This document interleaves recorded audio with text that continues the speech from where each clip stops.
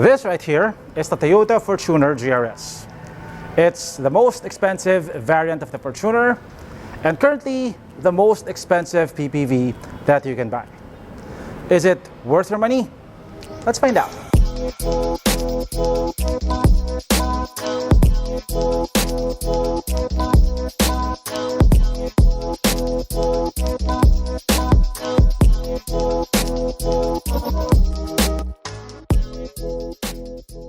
Unlike other Toyota GRS models, the Fortuner GRS isn't just a Fortuner LTD with a body kit.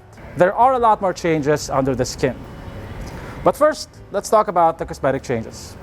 Your color options for the Fortuner GRS are very extensive. You have a lot of choices. You have pearl white. Yeah, there's only pearl white. So if you don't like pearl white, better look for another variant because the Fortuner GRS only comes in pearl white. So this entire lower part of the bumper is different. The chin protrudes a bit more, giving it a more aggressive look. The faux skid plate is now painted in gloss black. On the LTD, it was silver. This entire shroud around the fog lamp is now bigger, and it's painted in gloss black. You get a GR badge over here. Yeah, so I like how the body kit looks. It doesn't look overstyled. It looks clean. It looks subtle, but it also gives the GRS a more upmarket look. Yeah, so far the GRS body kits seem to look a bit more tasteful than the TRD body kits that we've been getting here in the Philippines.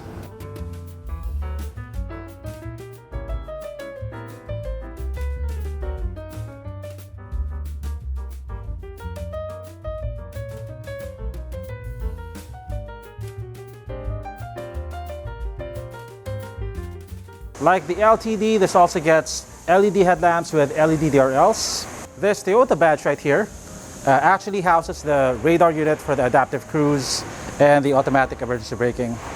Like the LTD, the GRS also gets 18-inch wheels, but these wheels have a different design that's unique to the GRS. They're also painted in gloss black, and behind the wheels, you get these bigger GRS badged disc brakes with red calipers. The GRS also gets sport-tuned monotube shock absorbers, which according to Toyota should help improve handling without sacrificing ride quality. It gets the same 2.8-liter 1GD FTV engine as the LTD. It produces 201 horsepower and 500 Newton meters of torque, and it's coupled to a 6-speed automatic transmission. Also, this fender molding is painted in body color. On the LTD, it's flat black. The door openers are painted in body color as well. On the LTD or Limited, it's chrome. Here at the back, you get some subtle changes. One would be this diffuser down here, which is painted in gloss black. Another is this more aggressive looking rear spoiler. And this entire trim right here, including the letters on the logo, are painted in body color. So like the LTD, this also gets a power liftgate.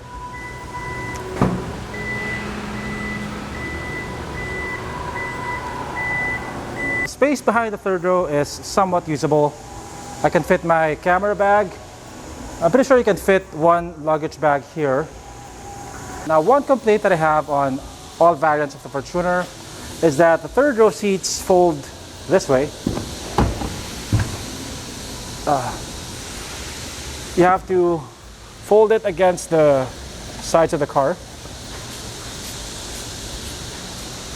So as you can see, even with the third row seats folded like that, they still take up quite a bit of space. So your horizontal space here is quite limited. The Fortuner GR also gets a couple of updates on the interior. The most obvious change here is that you don't get the maroon and black color scheme anymore. You get an all black interior except for the red stitching, which you'll find all over the car. The seats are covered in a combination of leather and velour. You get GR badging on the headrests. The steering wheel is still leather wrapped. On the LTD, this is wood. On the GRS, it's also leather wrapped, and you get this red accent at the center. One more change here is that you don't get ventilated seats, which you get on the LTD. Aside from that though, almost everything else is the same. You get the same 8-inch screen with Apple CarPlay and Android Auto. You also get a top-down camera, as you can see. You don't get active guidelines though. You also get dual zone climate control. You get a wireless phone charger. One more change here is that you get this carbon fiber accent here. On the LTD, this is faux wood. Like the LTD, you also get a manual handbrake. By the way, the GRS is only a 4x4 model. You can't buy this in 4x2 form. You get a very important off-road feature, which is this one. You have a rear differential lock. You get paddle shifters. You have no shortage of GR badging. You have one over here. You have one on the start-stop button. You have two on the headrests. Yeah, so you have a total of 4 GR badges just on the interior alone. Also, like the LTD, you get a JBL sound system here, which sounds very good. You get dual glove boxes, and the top one actually has an air con vent for cooling your drinks. Both front seats are power adjustable. Unfortunately, you don't get adjustable lumbar support. In terms of materials, you get plenty of leather panels on the dashboard. Like this over here is leather wrapped. This is leather wrapped. This is leather wrapped. This is leather wrapped. This is hard plastic. Hard plastic. The armrests are thankfully leather wrapped. Also over here. Underneath the center armrest, you have plenty of storage. You have 2 sizable cup holders over here. You have 1 USB port and 1 12-volt outlet. Okay. Here at the second row, room is adequate. Legroom is quite okay. I have about 2.5 to 3 inches of headroom. You get 2 USB ports over here. Your air con vents are up here, and you have fan controls over here. You get a foldable armrest. I wish it was a bit higher though, because it sags a little bit. You also have 2 cup holders over here. By the way, the seat can be reclined like so. It can also be moved forward and back. Okay, so here at the third row, I don't fit very well. Legroom is barely there. I barely have any headroom. My head is brushing against the roof. So it's quite a claustrophobic experience back here if you're 5'8" or taller. So this is definitely for smaller adults and kids. You do get 2 air con vents here though. You don't get any USB ports or 12-volt outlets.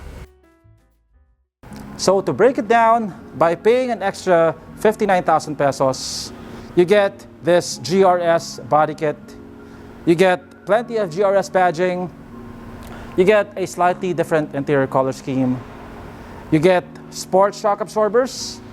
And you get bragging rights for having the most expensive PPV that you can buy in the Philippines. Is it worth the extra money? Maybe, or maybe not. It depends on the buyer. But if you're paying 2 million pesos for an SUV anyway, what's an extra 60,000 pesos? Thanks for watching, and I'll see you on my next video.